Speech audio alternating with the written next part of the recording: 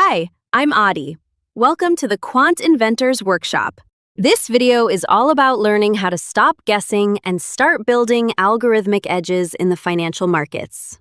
Our very first step is to completely forget the confusing Wall Street jargon that usually intimidates people. We aren't picking stocks the traditional way. Instead, we are building measurable, repeatable recipes. Think of this like moving from painting a picture based on emotion to baking a cake using precise scientific measurements. In the world of quantitative trading, we are essentially trading our feelings for hard data to discover the DNA of outperformance. To do this, we use factors, which are the measurable, testable variables that explain exactly why a specific asset outperforms or underperforms the broader market. These factors, like beta, PE ratio, or momentum, act as the essential building blocks of your investment machine. The old way of investing was basically a guess, relying on asking yourself, which stock do I personally like? The new Quant way removes human bias by asking, which stock characteristics historically led to better future returns? Now, let's look at our first group of factors, known as the fundamentals, where we are essentially measuring the engine of a company. First up is value, which asks if a stock is cheap relative to reality. We measure this using key metrics like the PE, price-to-earnings ratio, or the free cash flow yield. Next is quality, which checks if a company is financially indestructible. We look at return on equity, ROE, low debt, and how stable their earnings are. Finally, we look at growth to see if the company is expanding rapidly through metrics like earnings per share, EPS, and revenue growth. But a quick warning for all you investors out there. Chasing growth can actually be dangerous if the stock you are buying is just way too expensive. Our second group of factors is all about market forces, or catching the wind. This is where we look at momentum to see if a stock has already been outperforming. Quants often use a 12-1 momentum metric, which looks at the past year's return but ignores the most recent month to avoid short-term random reversals. We also monitor earnings revisions to see if professional analysts are actively changing their minds, tracking upward changes in EPS estimates, because stock prices tend to follow expectations. Lastly, we gauge sentiment to see what the crowd is doing. This involves tracking the tone of the news, how much the stock is being shorted, and whether the executives inside the company are actually buying shares themselves. Group 3 is strictly about defense and safety, which we call raising the shields. Your first armor card is low volatility, which helps you seek out smoother returns with much less downside risk.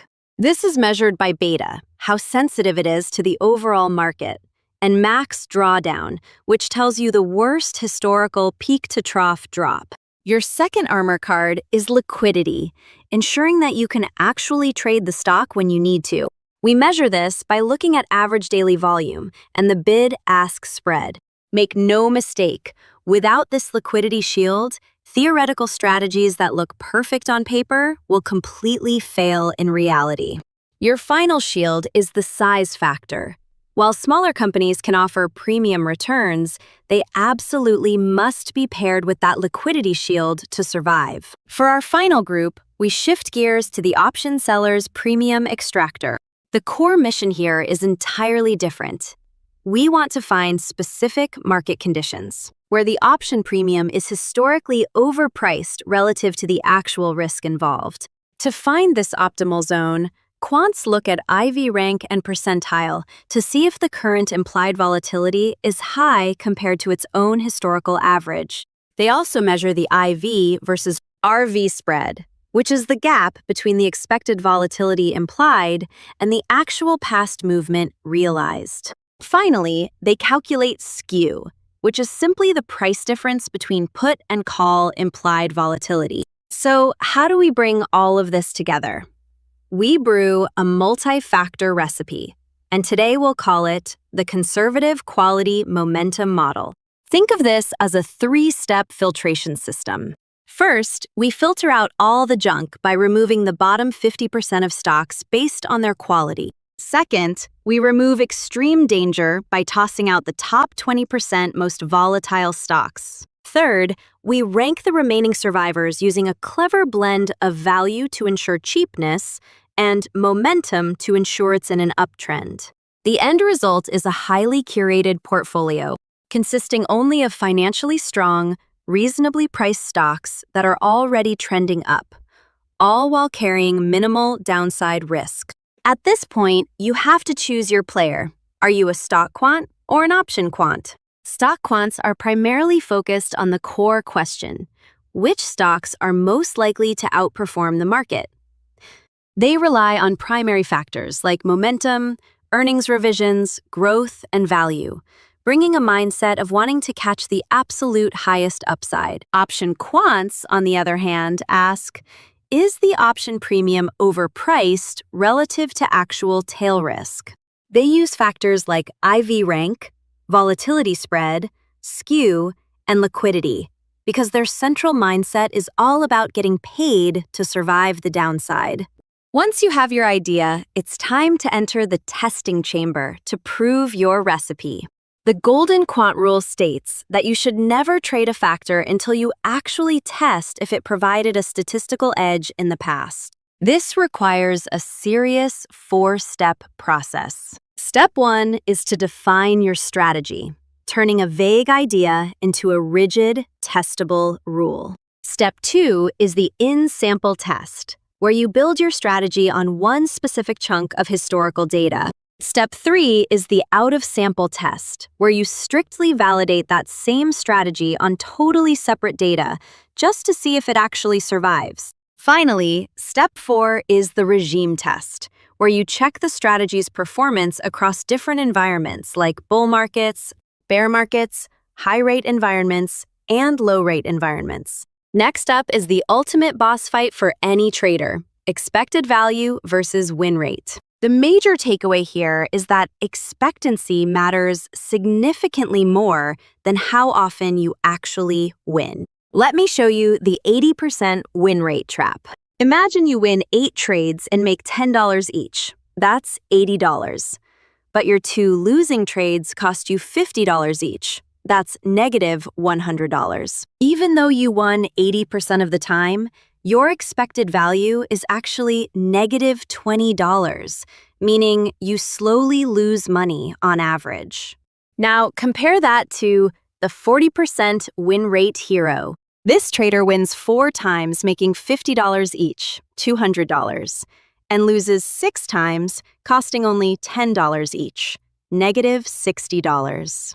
Despite losing more often than they win, their expected value is a solid $140.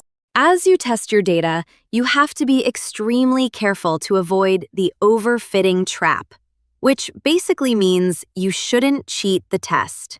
The rule here is simple. Don't create complex rules that only work in the past. A huge mistake traders make is adding too many highly specific rules just to make a backtest look flawless.